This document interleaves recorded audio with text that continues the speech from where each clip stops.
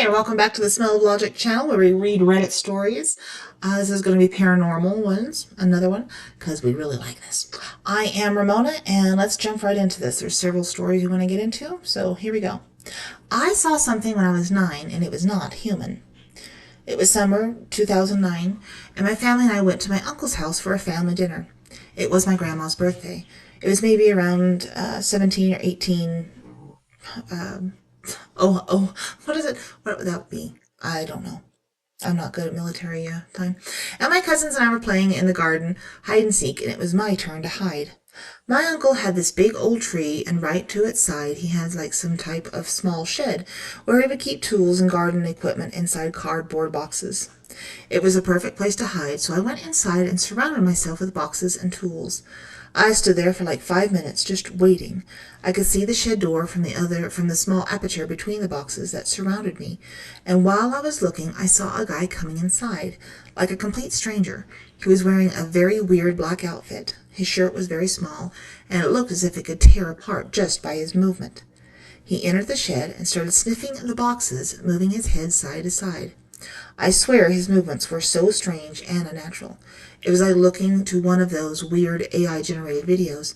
I knew he knew I was there, but he didn't look at me. He looked at every single angle of the shed, but avoided making contact with my eyes. He just entered for 10 seconds, sniffed everything, and left right after he left. One of my cousins entered the shed. I never saw him again. Some people think that maybe it was some hallucinations. Sometimes kids see things that are not there, but I remember 100% seeing him move a box. And when I left, the shed box was positioned in the same way. Someone said, that's terrifying. Could it have been a drug-addicted neighbor? Depending on the drug, it could cause weird movements and behavior. Perhaps it was a monitoring spirit. I 1,000% believe you. Childhood is packed with stuff adults cannot see. I have dealt with paranormal my whole life, but the thing that takes the cake was encountering a skinwalker. I thought a ball of fire following me and my cousin was crazy, but I guess there's crazier stuff on here. Honestly, I think most people do experience paranormal stuff throughout their lives. They just don't realize that's what it is.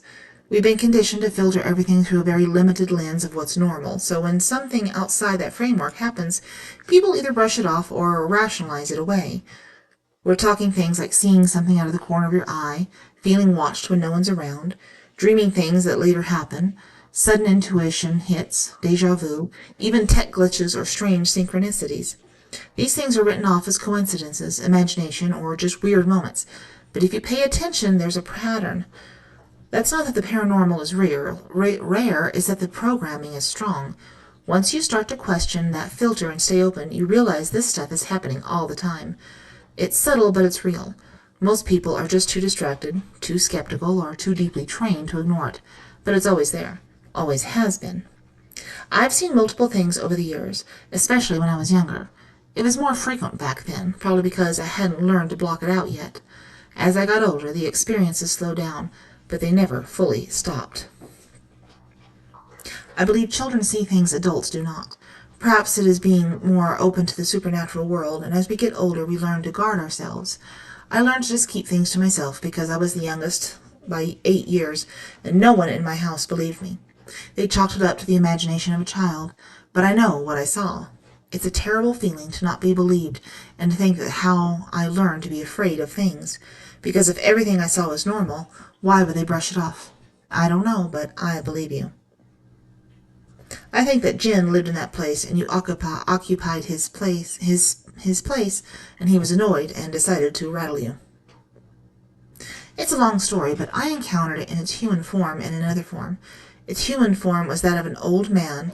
Its other form was that of a thing you would see the size of a 4-year-old child, and it was blacker than night. The only reason I could see it is because my dog barked at it and it started running. But if it wouldn't have moved, I wouldn't have never seen it. It was so black. It had a limp, just like an old man did.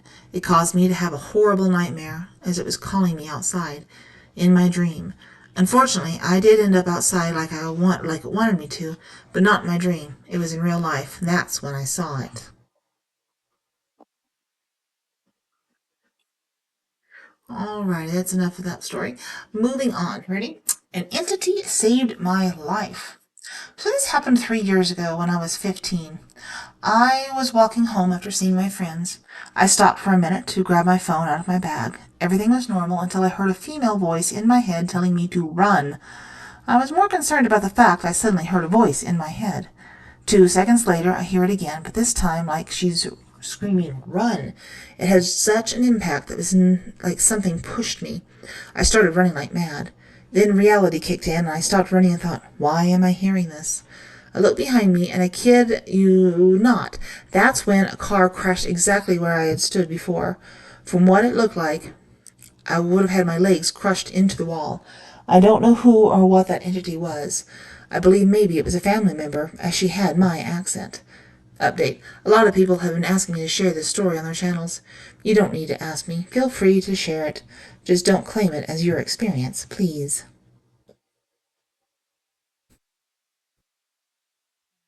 Oh, as such, your guardian speaks volumes. I had a very similar situation happen to me in San Antonio, Texas when I was 13 years old. Two other friends and me were digging at the side of a big old dirt wall, trying to make a hole area to sleep in for the evening. We were planning on camping out there that evening.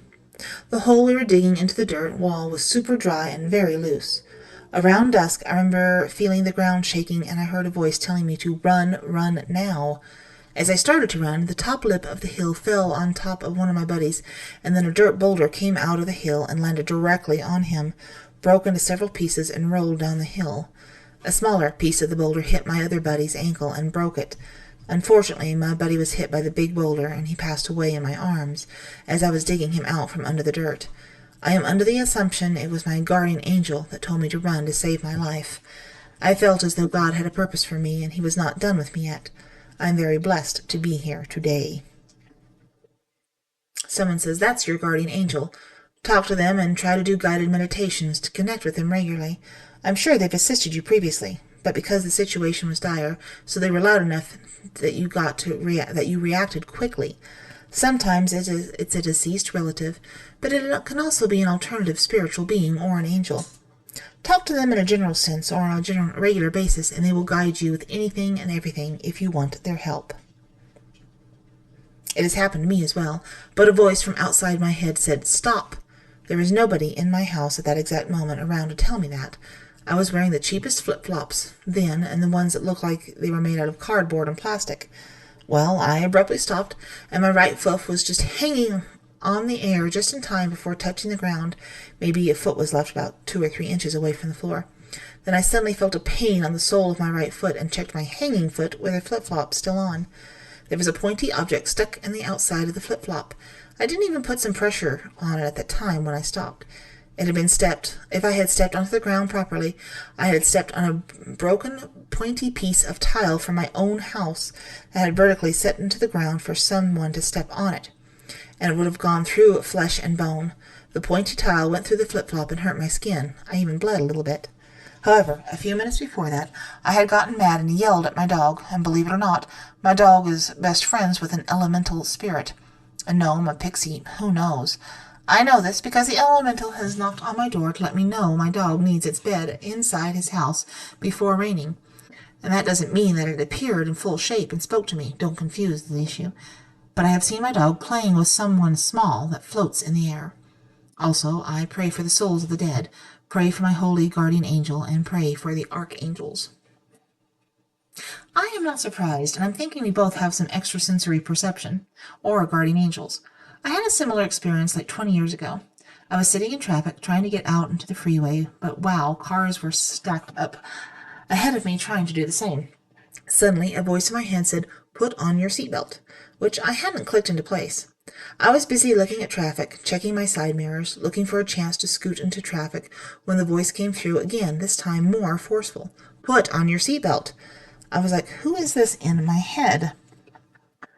Then I looked to the left side mirror and saw it, a semi-truck barreling in my direction, not knowing because he apparently had not seen traffic that was at a dead stop. Heard the voice again, screaming, and as I clicked my seatbelt in place, I pulled my steering wheel hard to the right to deflect what was about to happen, when the truck suddenly veered a few inches to the left and just missed my car. My husband had someone physically pull him out of the way after being of being run over by a trailer when he was a kid. He got up and no one was there. I have a similar story when I was saved from a definite accident as a kid. I was crossing the road, and being a foolish kid, I tried to go for it, but I saw a massive truck coming down. I thought I could make it, but I was pulled back. After the incident, I realized even if I had made a run for it, I wouldn't have made it. Not because I would have been slow or the truck was too fast, but because there was spilled oil and water on the road, which definitely would have made me slip. I was cleaning the kitchen and walked down towards the toaster. I went to grab it in the middle, and suddenly the whole world bends and reverberates. Back then, when toaster was unplugged, I would grab it in the middle of the two whole slices. Someone wanted me to stop, so I stopped and stared at the toaster. What was wrong with it? Then I realized it was still plugged in and my hands were wet from washing dishes. I would have electrocuted myself. Another time I was driving and I had my right hand on the shifter and my left hand on the steering wheel. A car stopped abruptly and put my brake on, but I guess my brakes kind of sucked because I was not stopping. I braced myself for impact, unknowingly clenched my hands, which then pushed the shifter into park, stopping me from hitting the car immediately. They think this is one of your spirit guides. We all have them. They're all part of our soul group. It was very well could have been a family member who passed. I've been told that my grandmother, who died when I was 11, is always with me. Something similar happened to me. I got a lift from a friend. I was sitting in the seat behind the driver. I heard a voice in my head say, "Don't sit there." Immediately, I moved seats, to the annoyance of the driver, who was their parking inspector, walking up towards the car trying to issue her a ticket. We hurried off and went for a drive. About an hour later, we were involved in a crash. Long story short, the other car drove into the side of us. We were told later that if someone had been sitting in my original seat, they would have died, as the other car decimated that section of the car completely. I am so thankful to God for that warning. I've had something similar happen, but mine was physical. For context, I am a paranormal investigator and ghost tour guide. We're not the kind that have gimmicks or over-the-top exaggerated stories. We just love history and are genuinely into the paranormal. We have one location to operate in that was extremely haunted and active, and we actively debunked whatever possible and don't jump to conclusions that everything is a ghost, which means the experiences we truly have are usually pretty remarkable. I've been working there for 10 years. One evening, I had 12 guests with me on my regular ghost tour. It was a really wonderful mix of history and things that have actually happened paranormally to us while on our tours, as well as the museum's day staff. I was telling one of my favorite stories on the second floor of a building, a house from 1832, and it stood with my back to the top of a very steep and dangerous staircase to ensure no one used it. I'm getting to the good parts of the story, and I can get quite animated when storytelling. Trained theater and film actor, I love storytelling. I must have stepped a little too far back, and my feet went off the ledge at the top of the staircase, and I started to fall backwards. Again, this staircase is dangerous and steep, and I'm about to fall backwards down the whole thing. Suddenly, I feel 2 hands on my shoulders, push me from behind, steadying me. I was shocked. I felt all 10 fingers and both palms on me. They were solid as if they had been a real human helping me. Somehow, this lasted only a matter of seconds, but I had only briefly paused in my storytelling when I'd stumbled. I would have absolutely been seriously injured if I'd fallen, and I generally can't explain this experience, other than something was behind me and pushed me in the right direction. I joke around now that the ghost is my homie, and I feel very at ease alone in the building, even though he's bunking around upstairs. So many footsteps, so many good stories. A woman in the audience of a talk show told a story about a time as a child when she was walking down her street toward her home. Something picked her up bodily and carried her the rest of the way down the street and set her in her yard. The psychic on the show said that it was a protector, making sure that she got home safely because of the danger nearby.